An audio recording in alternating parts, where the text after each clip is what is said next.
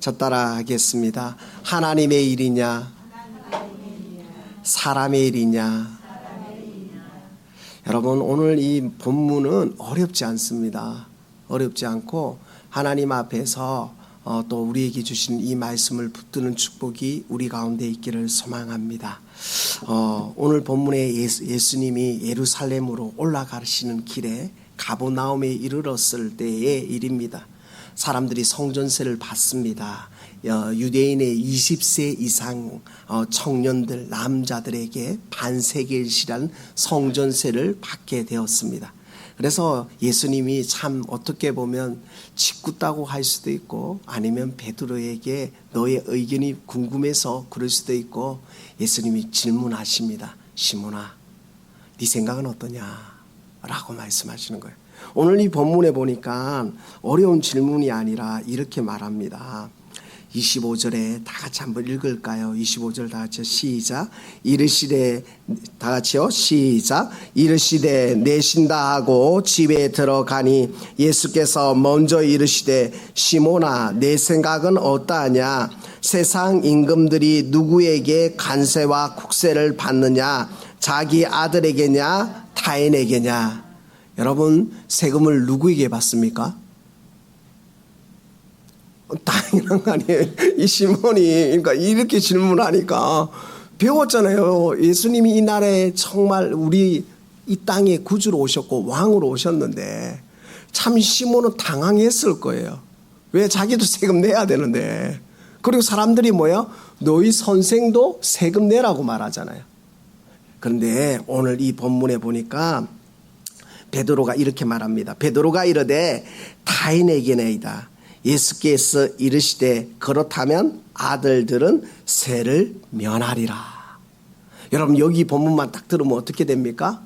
여러분 보세요. 큰일 났습니다. 베드로는 반세겔을 내야 되는 게 아니라 한 세겔을 내야 됩니다. 왜요? 찾아오니까. 예수님 말씀은 맞습니다. 그런데 예수님 말씀은 맞지만 사람들은 예수님을 왕으로 인정합니까? 인정하지 않습니까? 인정하지 않잖아요. 인정하지 않으니까 뭐라고 말합니까? 세금 내라고 하는 거잖아요. 인정하지 않으니까. 그러니까 세금을 내야 되는데 예수님이 나한테 질문을 하는데 베드로가 여기서 예수님 맞습니다. 그러나 예수님은 나에게는 왕이고요. 저 사람에게는 왕이 아닙니다. 말하지도 못하고 베드로는 이 난처한 상황 가운데 예수님이 어떻게 말씀하시냐면 그러나, 여러분, 그러나가 중요한 거예요. 여러분, 우리의 삶에 힘들고 어렵고 그러나 하나님이 은혜 주시는 줄 믿습니다. 여러분, 우리의 신앙은 따라합니다. 그러나의 신앙을 붙들어야 되는 거예요. 우리의 신앙생활에 문제가 만나고 그런데 그러나 끝나지 않았다는 거예요.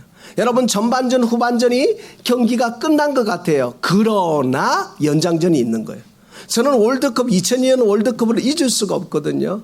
안정환이가 탁 넣었는데 그때 모든 대한민국이 난리가 났어요.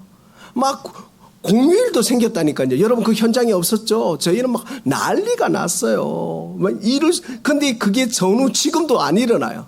근데 모든 사람들이 끝났다고 말했습니다. 모든 인생이 끝났다고 말했어요. 그러나 하나님은 그러나로 우리를 역전시켜 주시는 줄 믿습니다. 그래서 우리의 신앙생활에는 뭐냐? 따라합니다. 사람이 마침표를 찍어도 하나님이 마침표를 찍지 않으면 끝나지 않은 거다.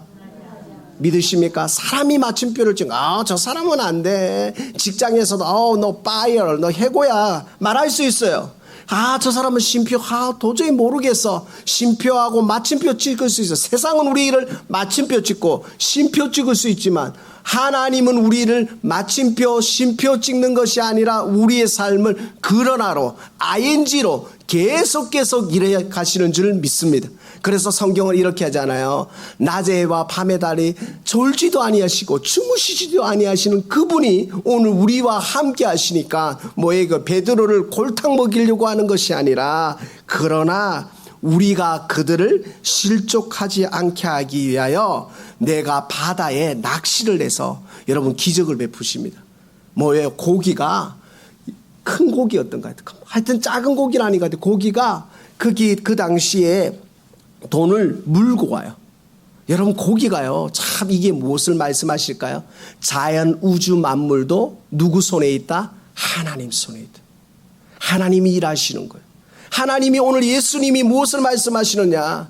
내가 하나님의 아들로서 세계를 내는 것은 성전세를 내는 것은 아니지만 그들을 실족하지 않게 하기 위해서 내가 세금을 주겠다. 그런데 뭐예요? 베드로 세금 안 내도 돼요. 예수님이 베드로와 같이 세금을 바치는 거예요. 여러분 그런 거 있습니까? 식당을 갔는데 여러분 참 내가 사야 되는지 네가 사야 되는지 그럴 때 있은 적 맞나요? 친구를 만나면 참 그럽니다. 분명히 내가 지난번에 내가 샀는데 그런데 또 분위기가 또 내가 사야 되는 분위기야. 여러분 그런 경험 안 해보셨습니까? 내가 우리 장로님 우리 권사님 집사님하고 가면 그런 걱정은 안 하는데 친구하고 가면 꼭 그리고 또 나이 어린 사람하고 하면 꼭 내가 사야 되는 이런 부담감. 베드로 그렇지 않았을까요? 예수님이 질문하신 거예요. 야 내가 성전세 내야 되니? 내야 됩니다 말하는데 이 베드로 난감한 거예요. 내가 반세계를 내는 것도 부담되는데 예수님 가지고 있는 거 없는 거 알아요. 베드로가. 그런데 뭐예요? 예수님이 자기 것도 해결해 주시는 거예요. 여기서 영적인 교훈이 있습니다. 무엇일까요? 예수님 따라합니다. 예수님은 미리 준비하신다. 여호와 일의 하나님인 거예요. 여러분 우리는 걱정하고 염려하지만 주님은 준비하시는 거예요. 우리의 인생 가운데 준비하시는 거예요. 여러분 왜 오늘 주님이 이 성전세를 낸 줄을 아세요? 출애굽기 30장 11절에 11절에서 16절에 보면 여호와께서 모세에게 말씀하여 이르시되 내가 이스라엘 자손의 수요를 조사할 때에 조사받은 각 사람과 그들을 계수할 때에 자기의 생명 소전을 여호와께 드릴지니 이는 그것을 계수할 때에 모든 무릇 계수하는 자마다 성수의 세겔로 반세겔을 낼지니 한 세겔은 20게라라. 그 반세겔을 여호와께 드릴지며 계수 중 모든 자 곧 20살 이상 된 자가 여호와께 드리되. 그러니까 예수님이 베드로와 그냥 이야기를 한 게 아니라 예수님은 무엇을 말씀하시냐? 구약의 말씀을 율법을 인정한 거예요. 여러분 율법이 나쁜 게 아닙니다.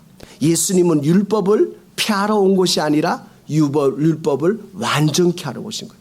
로마서 10장에 보면 율법의 마침이 되신 거예요. 여러분 모세의 율법에 예수님 그러니까 성전에 여호와께 성전세를 내는 게 당연한 거예요. 그러나 신약시대에 예수 그리스도가 오셨습니다. 그 예수님이 만약에 성전세를 안 내면 어떻게 됩니까? 구약이 무너져 버리는 거예요. 그러니까 뭐야? 베드로에게 무엇을 말씀하시느냐? 내가 이 땅의 왕으로 왔고 내가 이 성전세를 내지 않아도 되지만 저들이 이것을 다 이해하지 못하니까 그들을 시험하지 않게 하기 위해서 내가 성전세를 낸다고 말하는 거예요. 여러분 신앙생활에 가장 중요한 게 있습니다. 그게 뭘까요? 하나님의 덕을 세우는 거예요. 여러분 하나님의 덕을 세우는 게 중요합니다. 로마서는 이렇게 막 하나님의 덕을 사도 바울이 이렇게 말했잖아요. 여러분 우상에게 제물 드리고 그러니까 했던 음식이 문제가 아닙니다. 사람이 문제인 거예요. 여러분 제사 드린 음식을 먹는다고 해서 우리가 문제가 되는 게 아니에요. 그 음식을 가지고 제사를 드린 사람이 문제인 거예요. 이해되세요? 그러니까 음식 때문에 그러나 그 음식을 너희가 먹음으로 인해서 다른 사람이 시험에 들면 먹지 말라는 거예요. 여러분 덕을 세우는 게 중요하습니다. 하나님의 일이냐 사람의 일이냐. 여러분 하나님을 기쁘시게 하는데 사람이 슬프고 사람이 아파한다면 다시 한번 생각해 보십시오. 덕을 세우는 게 너무나 중요합니다. 하나님을 기쁘시게 하면 사람을 이롭게 할 수 있습니다. 하나님의 사람을 다 무시하고 인격을 무시하고 우리에게 일하신 적이 없습니다. 우리의 삶을 통해서 늘 일하시고 베푸시고 우리를 인격적으로 베푸시는 하나님을 바라보면서 오늘 주님이요 베드로에게 질문 안 하셔도 돼요. 그냥 준비했다. 야 베드로야 너 저기 가서 바닷가에 물고기에서 성전세계를 줘라. 그러지 않은 거예요. 교육하시는 거예요.